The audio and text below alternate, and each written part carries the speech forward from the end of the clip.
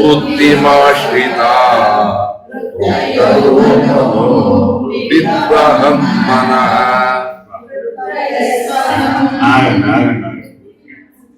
చెవుల్లో నుంచి రక్తాలు వస్తాయి.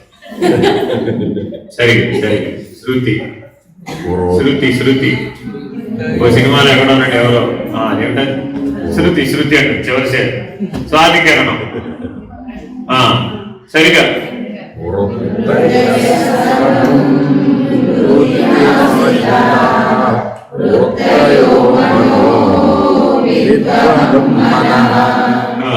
వృత్తయస్వహం.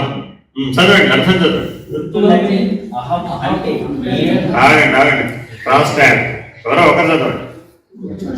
వృత్తులన్నీ అహం అంటే నేను వృత్తిపై ఆధారపడి ఉన్నాను. ఆ వృత్తిలే మనసు కనుక అహం వృత్తియే మనసు. ఓ మెట్టు పెంచాడు, ఓ మెట్టు పెంచాడు. ఏం చేశాడు ఇప్పుడు? మనసే లేకపోతే నాకు నేను ఎలా తోస్తున్నాను?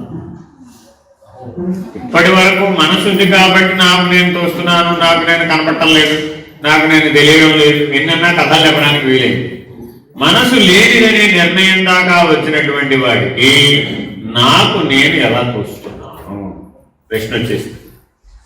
ఎప్పుడైనా గుర్తుపెట్టుకోండి, ప్రశ్న వచ్చేసిందంటే నీవు అధిగమనం చేస్తున్నావు.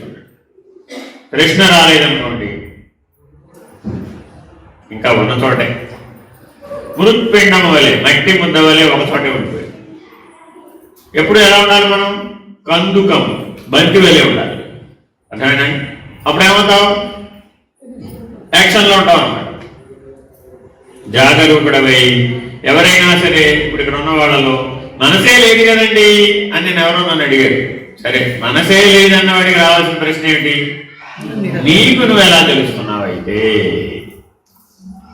మనసు బుద్ధి చిత్తము అహంకారం అనే అంతఃకరణము శూన్యమైపోతే నీకు నువ్వు దేని వల్ల తెలియబడుతున్నావు? అహం అనే వృత్తి చేత తెలియబడు. అంటే మనసు లేనిదని రూఢిగా ఎవరికైతే నిర్ణయం అయిందో వాడికి మాత్రమే అహం వృత్తి అనేటటువంటిది తెలిసే అవకాశం ఉంది. తత్వదర్శనంలో త్వం ఎవరు? త్వం ఎవరండి? నేను. త్వం ఎవరు? నేను. ఏ నేను? ఇప్పుడు చెబుతున్నా నేను. మనసు లేదు అనేటటువంటి నిర్ణయంలో దొరికినటువంటి అహం వృత్తి ఏదైతే ఉందో ఆ అహం వృత్తిని త్వం అంటున్నాడు. అంతేగాని జీవభావంతో దేహాత్మభావంతో మనసు బ్రతికుండగా మనోమయ విక్షేపం చేత సంకల్ప వికల్పాత్మకమైనటువంటి అహంకారపూరితమైనటువంటి నేను త్వమ్మంటాను. అసలు ఇక్కడికి నీకు త్వమ్మంటానికి అధికారం లేదు, పొమ్మన్నాం. ఇప్పుడు మనం ఏం చేశాం? మీకు 2 సంవత్సరాలు అయిపోయిందా?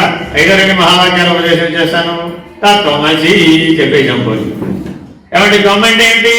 అదేనయ్యా జీవుడే త్వమ్మ. ఎలా జీవుడు త్వమ్మ అవుతాడు? అవును, జీవుడు త్వమ్మ అంటే నీకెప్పటికీ బ్రహ్మజ్ఞానం రాదు, అసాధ్యం.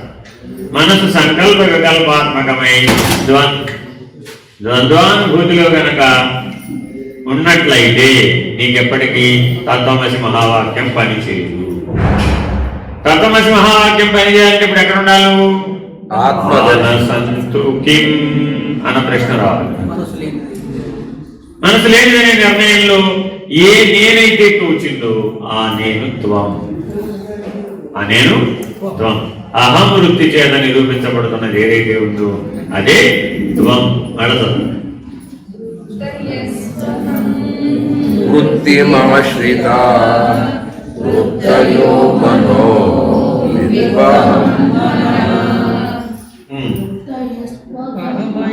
కాబట్టి ఇప్పటి వరకు నేను మనసు అంటే పొరపాటు పడ్డాను.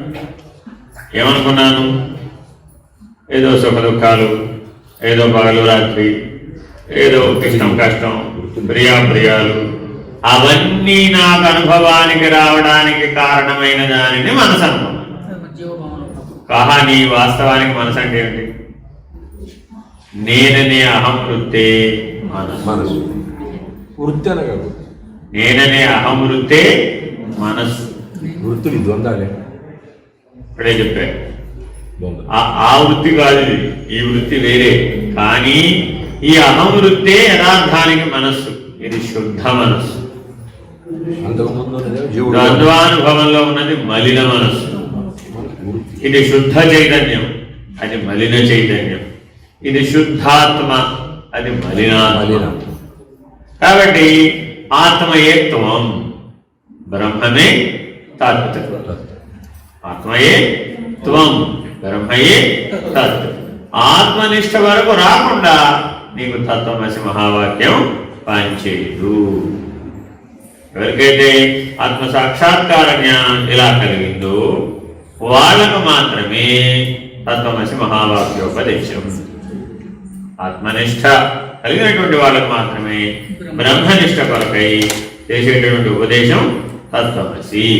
కలిగేటటువంటి దర్శనం తత్వదర్శనం. చిత్వదర్శనం కలిగినటువంటి వాళ్ళకి ఆత్మనిష్ట, తత్వదర్శనం కలిగిన వాళ్ళకి బ్రహ్మనిష్ట. చిత్వదర్శనం కలగకుండా మనసు నశించదు. తత్వదర్శనం కలగకుండా వ్యష్టి అయినటువంటి వాడు లేకుండా పోడు. తత్వదర్శనం చేత వ్యష్టి లేకుండా పోతాడు, సమిష్టి మాత్రమే ఉంటుంది. చదువు.